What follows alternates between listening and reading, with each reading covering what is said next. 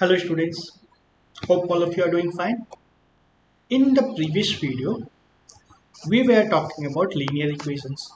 We had seen what is a linear equation. Now we'll see a little more in detail what is an equation like. So to begin with, give me an example of a linear equation. 7 by 5x plus 19 is equal to 3 by 9 minus x. Is this a linear equation? Is this a linear equation? So to check, first see the degree of the equation. First thing we need to see is the degree of the equation. So what does this thing mean? Degree of the equation. Degree. Degree means the power of the variable. Which variable do we have here? We have x over here and we have x over here. We need to check the power of this variable. Power. What is the power over here? I'll write it in red color. What is the power of x over here? If there is no power given, 5, let's say 5, you can say 5 to the power 1, that will be equal to 5 itself. Similarly, x to the power 1 is equal to x itself. So the power of x over here is 1 and the power of x over here is 1. So we have got two powers. If there were one more variable, we need to check the power of that variable also. So जितने भी variables हैं equation में, as many variables are there, you need to check the power of each and every variable. ठीक है? And then you need to find the maximum power. Maximum power. What is the maximum power here? Maximum power is 1. So the degree is 1. Maximum power of the variable is called the degree. Maximum power of variable is called the degree. You know all these things from standard 7 only. It's very simple. Let's see some more examples of degree. Let me write one more equation. Let's say 5x plus 7 is equal to 17 minus 3.5x. What is the power of the variable here now? What is the power of x? And there is one more x here. There are two x. The power is here 1 and the power is 1 over here also. So degree is maximum power. Degree is equal to 1. Okay. Let's write one more equation. 5x plus 3 by 2 is equal to 17 x square minus 9. Okay, let's have one more variable here, plus x. That's also equation. It's a really lengthy equation now. So how many variables are there? There is one x over here, there is x square over here, and there is x over here. What is the power of x? 1. Power in x square? Power is 2. And here, power is 1. So what is the maximum power now? Maximum power is 2. So degree of this equation? Degree is 2. Okay. Let's see one more example. If I say 7 square x plus 7x is equal to 97. So how many variables are there? Okay, let's say 97x here. How many variables are there? Variable is 1. It is coming at how many places? 3 places. Once, twice and thrice. And what is the power of each of these variables? power is always 1, so degree is 1. We do not want this degree 7 square, because 7 square can be written as 49 and degree will go away, that power will go away. 7 square is a number. It's a number, whatever number it comes out to be. 7 square is just a number. We don't want to consider that degree. We need the degree of the variable only. Only and only variable. ठीक है? तो what is the degree of x? Degree of x is 1 here, degree of x is 1 here, degree of x is 1 here. So maximum degree is 1. Maximum power is 1, so degree is also 1. So that is about the degree of the equation. If the equation involves x square or any power more than 1, like in this, we are not going to solve such equations. It will be discussed in the higher classes. Okay. Now, after degree, another thing that is important about the equation is number of variables in the equation. What is the number of variables? See all these equations now. How many equations do we have here? See the first equation, this one. How many variables are there? X is coming here, x is coming here. So there are 2 variables. है ना? किसे लग रहा है there are 2? किसे लग रहा है 2 वेरिएबल है? किसे लग रहा है 1 वेरिएबल है? 2 कितने लोगों को लग रहा है? See, x is one variable. What is the variable here? X. I'll write it in green now. The variable is x over here and the variable is x over here. दोनों तो same ही है ना? Both the variables are the same. The same x is coming at 2 places. Same x is coming at 2 places. So the number of variables is 1. Number of variables is 1. See this equation. Here again x is coming at 2 places. Here and here. But the x variable is the same. X is the same. So number of variables is again 1. See this one. X is here. We have x square here and we have x over here. 3 बार हो गया है x square x. So दे दोनों तो x same है. Is x square the same? x square same variable में count होगा या नहीं होगा? सी वेरिएबल में हम लोग को स्क्वायर को नहीं काउंट करना है. We have to see just the variable. Variable is x here and the same x is here which is multiplied twice. है ना? x स्क्वायर का मतलब क्या होता है? x स्क्वायर का मतलब क्या होता है? x multiplied by x. तो वेरिएबल तो सेम है ना, x है जिसको उसी से मल्टीप्लाई किया जा रहा है. तो variable is the same. There is only one variable here also. There is only one variable in this equation also. Again, last equation also, this also has only one variable. So number of variables in the equation is 1. So अगर degree is equal to 1 हो और variable is equal to भी 1 हो, तभी हम लोग को equation solve करना है. नहीं तो नहीं करना है. काम बहुत आसान हो गया. जैसे ही वेरिएबल की संख्या बढ़ गई, हमारा सॉल्व करना बंद कर दिया, काम आसान हो गया है ना? इतना ही सिंपल है ये चैप्टर. डिग्री को भी 1 होना है एंड नंबर ऑफ वेरिएबल्स को भी 1 होना है. ठीक है. तो before going to solution of the equation, let's see some examples of equation where degree is not 1. Sorry, number of variables is not 1. जैसे कोई इक्वेशन अगर लिखता हूं मैं x square plus 5x is equal to 7y. तो यहाँ पे क्या है? एक वेरिएबल ये है, एक ये है और ये दूसरा वेरिएबल है ना? तो नंबर ऑफ वेरिएबल कितने हो गए? 2. और डिग्री कितनी हो गई? मैक्सिमम पावर निकालना है. इसका पावर कितना है? 2. इसका पावर कितना है? 1. इसका पावर कितना है? 1. तो इस तीनों में से मैक्सिमम निकालना है. इन तीनों नंबर्स में से मैक्सिमम निकालना है. डिग्री क्या हो जाएगी? 2. ठीक है. एक और इक्वेशन देखो. T cube plus t square minus 7t plus 9 is equal to y square. इसमें नंबर ऑफ वेरिएबल्स कितने हैं?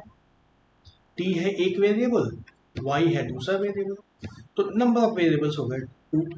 और डिग्री, t की डिग्री देखो यहाँ पे कितनी है 3, यहाँ पे कितनी है 3, यहाँ पे सॉरी यहाँ पे 2 है, यहाँ पर 1 है, और यहाँ पे y की डिग्री कितनी है? पावर 2 है। तो डिग्री क्या होगी? इन सभी नंबर्स का मैक्सिमम लेना है, इन सभी नंबर्स का मैक्सिमम लेना है। तो मैक्सिमम क्या है? 3। यहाँ पे डिग्री हो गई 3। ठीक है, इस तरह से हमें डिग्री निकाल देनी है। डिग्री निकाल के चेक कर लेना है। डिग्री अगर 1 होगी तो उसको सॉल्व कर सकते हैं हम लोग, नहीं होगा तो नहीं कर सकते। ठीक है, डिग्री 1 को ही हम लोग लीनियर भी बोलते हैं। डिग्री 1 को ही हम लोग लीनियर बोलते हैं। चैप्टर का नाम क्या था? Linear equation. चैप्टर का नाम लीनियर इक्वेशन है ना। लीनियर इक्वेशन मींस इक्वेशन की डिग्री 1 है। ठीक है, इक्वेशन की डिग्री 1 है, इसलिए चैप्टर का नाम लीनियर इक्वेशन है, because degree is equal to 1 को ही हम लोग लीनियर बोलते हैं। ठीक है, now we will see how to solve the equation. जब पता चल गया कि इक्वेशन हमें सॉल्व करना है या आउट ऑफ सिलेबस है, इतना पहले जब कंफर्म हो गया है, now we have to see how to solve an equation. देखो, जैसे कोई इक्वेशन मैं फिर से लिखता हूं, 2x plus 5 is equal to 7x minus 9। ठीक है, तो पहले आप समझ लो इसी क्या हो रहा है यहाँ पे। पहले इस चीज को, कॉन्सेप्ट को समझ लो अच्छे से। इक्वेशन में 2 पार्ट है, इक्वल टू के ऊपर हम लोग इक्वेशन को डिवाइड कर रहे थे, है ना। एक LHS है लेफ्ट हैंड साइड, और एक है राइट हैंड साइड। यही 2 चीजें हैं इक्वेशन में।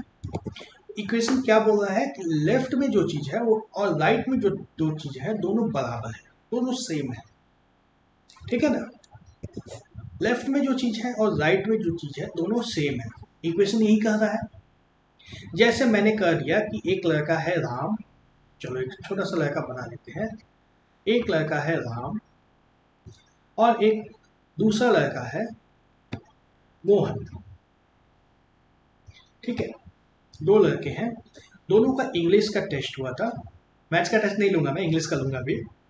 दोनों का इंग्लिश का टेस्ट हुआ था, और राम को जो मार्क्स आए हैं वो बराबर है मोहन के मार्क्स के। ठीक है, दोनों को बराबर नंबर आए हैं। तो एक इक्वेशन हो गया ना। राम के मार्क्स को अगर मैं x बोल देता हूँ तो मोहन के मार्क्स भी x हो जाएंगे, x is equal to x। एक इक्वेशन बन रहा है इस तरह से। इसी तरह का इक्वेशन होता है ना, देयर इज वन वेरिएबल, है ना, वेरिएबल है हमारे पास, इक्वल टू का साइन है, राइट साइड में भी है कुछ हमारे पास, तो एक इक्वेशन बन रहा है। अब दोनों को मान लो टीचर ने कॉपी दे दिया, अपना चेक कर लो नंबर सही से आए हैं या नहीं आए हैं। ठीक है, तो राम ने अपना पेपर चेक किया, राम ने अपना पेपर चेक किया और उसने देखा कि उसका एक क्वेश्चन का मार्क्स उसको नहीं मिले हैं। एक क्वेश्चन में, उस क्वेश्चन में उसे 2 मार्क्स मिलने चाहिए थे। तो राम के मार्क्स कितने हो गए? +2 हो गए। अभी इक्वल टू तो नहीं होगा, इक्वल टू को मिटा दिया जाए, इक्वल टू को मिटा दिया जाए, इक्वल टू तो नहीं हो सकता है। राम के मार्क्स बढ़ गए हैं तो इक्वल टू कैसे होगा?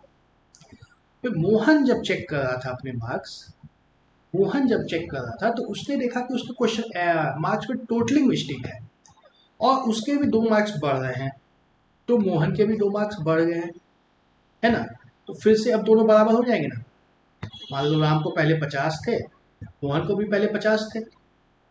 राम को एक क्वेश्चन में मार्क्स नहीं मिले थे तो उसमें +2 हो गया तो 52 हो गया। मोहन का टोटली मिस्टेक था, उसमें +2 हो गया तो उसके भी 52 हो गए। दोनों के मार्क्स फिर से बराबर हो गए। इक्वेशन यही चीज होती है। अगर देखो अब क्या हुआ कि पहले दोनों चीजें बराबर थी, पहले जो था संख्या दोनों पहले बराबर थी, फिर इधर 2 ऐड किया और इधर भी 2 ऐड कर दिया, है ना। इधर 2 ऐड कर दिया और इधर भी 2 ऐड कर दिया, तो दोनों तरफ अगर सेम संख्या ऐड कर दिया तो सेम रह जाएगा हमारे पास।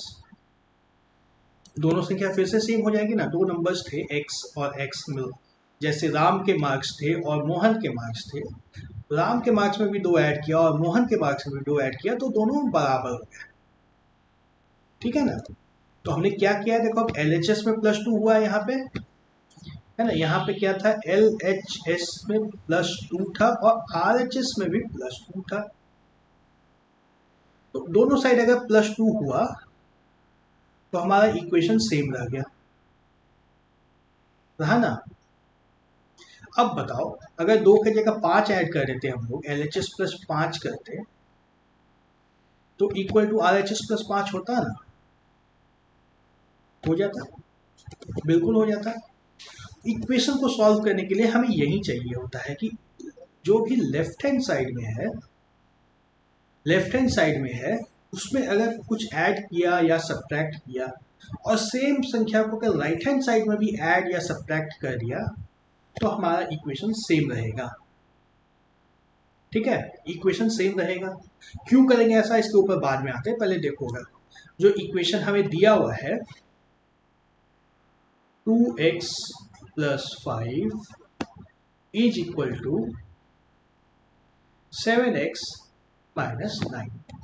ठीक है, मान लो मैंने इधर भी +9 कर दिया और इधर भी +9 कर दिया, तो हमें क्या मिल जाएगा, 2x + 13 is equal to 7x, होगा नहीं, 2x + 13 is equal to 7x, ऐसा हो जाएगा ना। अब देखो थोड़ा सा आसान हो गया ना इक्वेशन, पहले इतना लंबा सा जो था इक्वेशन उससे कुछ आसान हो गया। इसी तरह से कुछ करते करते अगर एक साइड में सिर्फ और सिर्फ x रहेगा और उसके दूसरे साइड में सिर्फ और सिर्फ नंबर्स रहेंगे, हमारा इक्वेशन सॉल्व हो जाएगा, हो जाएगा ना, इक्वेशन सॉल्व हो जाएगा। ठीक इसी तरह से अब सोचो कि 2 लड़के और दूसरे लेते हैं, इस बार राम और मोहन को हटा दो।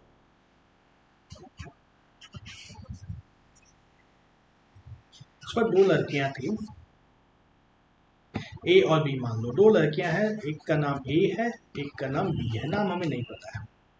दोनों को अपने पापा से कुछ पॉकेट मनी मिलती है, मान लो 50 रुपए।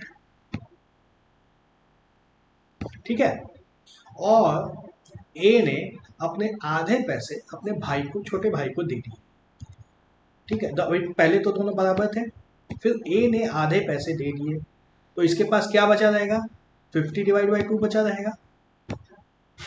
और बी ने अपने आधे पैसे खर्च कर दिए, इसके पास क्या बचेगा, 50/2 बचेगा, और दोनों बराबर ही रहेंगे, दोनों बराबर ही रहेगा ना, रहेगा बराबर। तो जैसे हमने ऐड किया उसी तरह से अगर डिवाइड भी कर देंगे इक्वेशन में LHS और RHS को, LHS is equal to RHS अगर है हमारे पास, तो दोनों को किसी भी संख्या से अगर डिवाइड कर देते हैं, मान लो 5 से डिवाइड करते हैं, तो भी दोनों बराबर ही रहेंगे, रहेंगे ना। वैसा इक्वेशन में कर सकते हैं हम लोग, LHS और RHS को किसी भी संख्या से डिवाइड भी कर सकते हैं। ठीक है,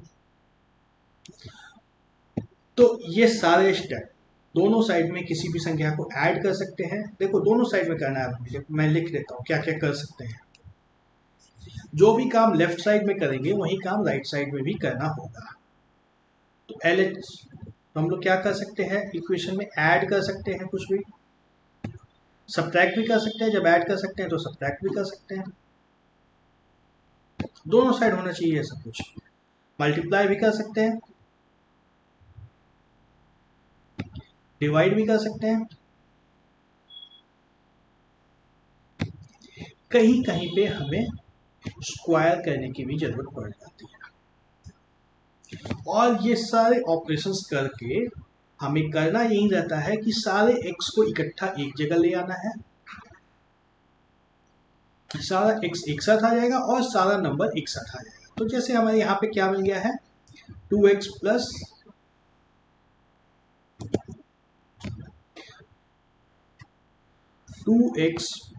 13 इज इक्वल टू 7x हमें मिल चुका है। अब फिर से अगर मैं दोनों साइड -2x कर दूं, -2x कर दूं तो कोई दिक्कत तो नहीं होना चाहिए। हाँ, एक्स भी माइनस कर सकते हैं हम लोग, कोई दिक्कत नहीं। जैसे नंबर्स माइनस कर सकते हैं उसी तरह से एक्स भी माइनस कर सकते हैं। एक्स माइनस कर देंगे तो क्या बचेगा, ये 2x कैंसिल हो जाएगा, 13 इज इक्वल टू 5x। ठीक है ना। उसके बाद फिर से दोनों साइड हम लोग 5 से डिवाइड कर देंगे, तो क्या हो जाएगा, 13 divide by 5 is equal to x. हमारा एक्स का वैल्यू निकल जाएगा। इसी तरह से हमें एक्स की वैल्यू निकालनी रहती है। तो देखो क्या क्या हम लोग कर सकते हैं इक्वेशन सॉल्व करने के लिए। दोनों साइड कोई भी नंबर को ऐड कर सकते हैं, किसी भी नंबर को सब्ट्रैक्ट कर सकते हैं, किसी भी नंबर से मल्टीप्लाई कर सकते हैं, किसी भी नंबर से डिवाइड कर सकते हैं। और ये सब कुछ करने के बाद हमें करना यह रहता है कि इक्वल टू के एक तरफ में सिर्फ और सिर्फ वेरिएबल रहेगा और दूसरे तरफ में सिर्फ और सिर्फ एक नंबर रहेगा, है ना। एक साइड में एक वेरिएबल आना चाहिए अकेला, दूसरे साइड में एक नंबर आना चाहिए वो भी अकेला। जब ऐसा हो गया तो हमें एक्स की वैल्यू मिल गई, इक्वेशन हमारा सॉल्व हो गया।